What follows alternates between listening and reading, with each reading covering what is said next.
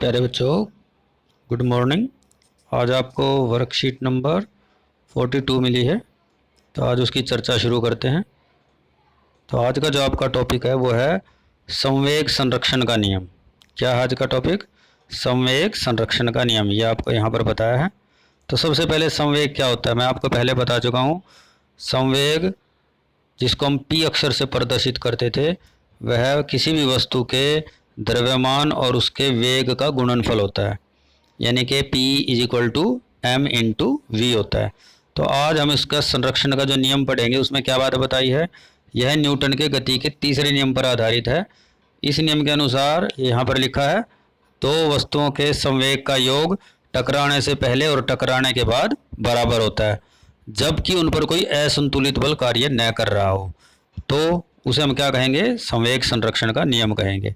इसका यहाँ पर उदाहरण आप ले सकते हो, जैसे कि गोली और बंदूक का संवेग गोली छोड़ने से पहले 0 है और गोली छोड़ने पर बंदूक गोली पर बल लगाकर उसे त्वरित करेगी। उसी समय गोली भी बंदूक पर विपरीत दिशा में बल लगाकर उसे त्वरित करेगी, इसलिए कुल संवेग 0 ही रहता है। तो ये सारा उदाहरण आपको यहाँ पर समझाया गया है। इसको अगर आप समझो तो एक गोली यदि आप चलाते हो पिस्तौल से, तो गोली बहुत तेज गति से निकलती है लेकिन उसका वजन कम है।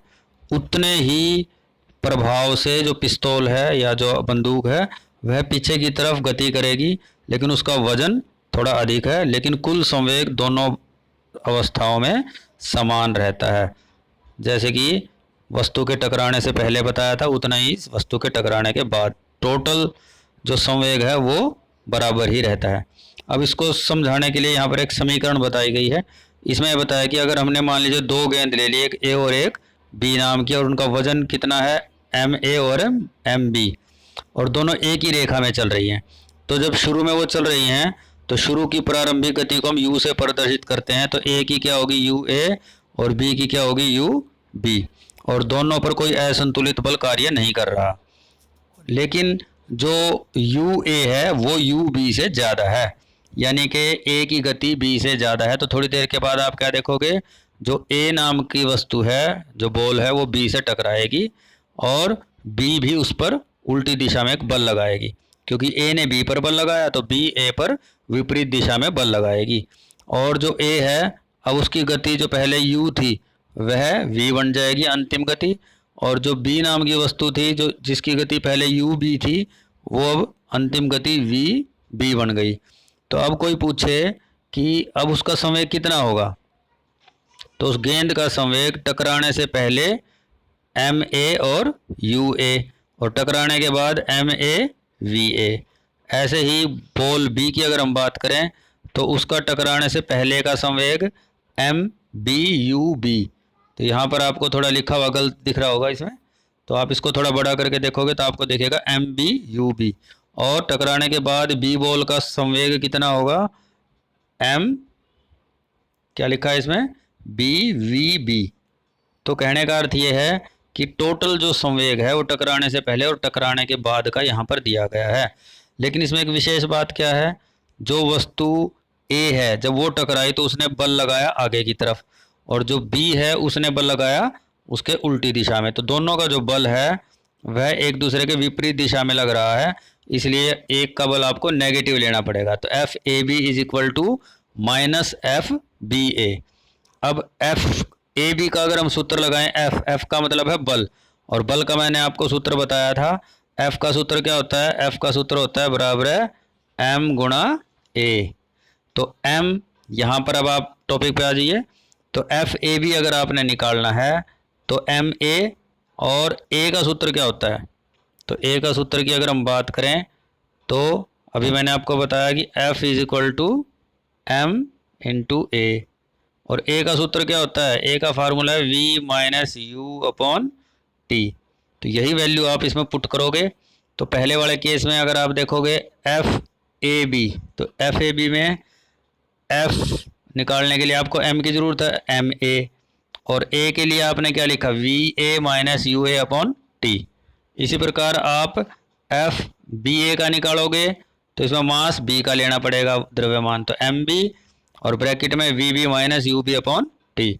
तो अब इसको आप सिंप्लीफाई करोगे तो अब आपका क्या आ जाएगा, इसको हल करने के बाद आपका आ गया M A U A plus M B U B, जो कि टकराने से पहले का संवेग है, और वो किसके बराबर आ गया, M A V A plus M B V B.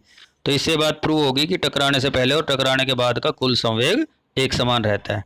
तो अब हम आइए इन क्वेश्चंस को सॉल्व करते हैं। तो आपका जो पहला क्वेश्चन है वह संवेग संरक्षण का नियम लिखिए। तो संवेग संरक्षण का जो नियम है आपका, वह यहाँ पर ऊपर दिया हुआ है संवेग संरक्षण का नियम, लेकिन आपको मैं अलग से बताता हूँ। ये आपका संवेग संरक्षण का नियम है।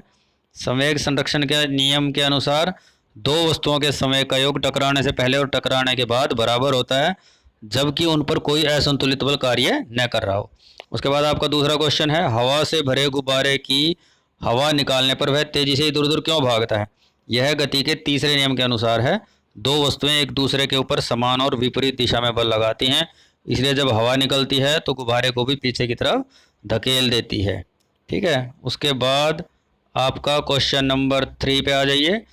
क्वेश्चन नंबर 3 क्या है, रॉकेट में आग लगाने पर वह तेजी से ऊपर की तरफ गति क्यों करता है।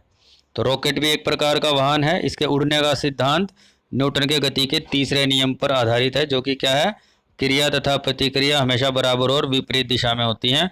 तो जब तेज गति से गर्म वायु पीछे नीचे की तरफ निकलेगी तो रॉकेट उसके बदले में ऊपर की तरफ गति करेगा। उसके बाद आपका आता है क्वेश्चन नंबर 4, संवेग संरक्षण के समीकरण को पूरा कीजिए। ये आपको अभी मैंने प्रूव करके बताया था। M A U A plus M A U B is equal to M A V A plus M B V B. उसके बाद आपका लास्ट क्वेश्चन है, दो गेंद है, उनके टकराने पर गेंद ए के द्वारा गेंद बी पर लगाया गया बल एफ ए बी है।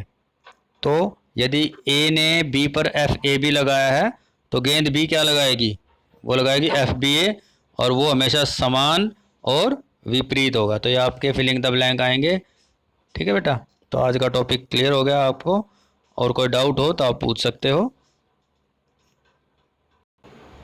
तो ठीक है बेटा, थैंक यू वेरी मच।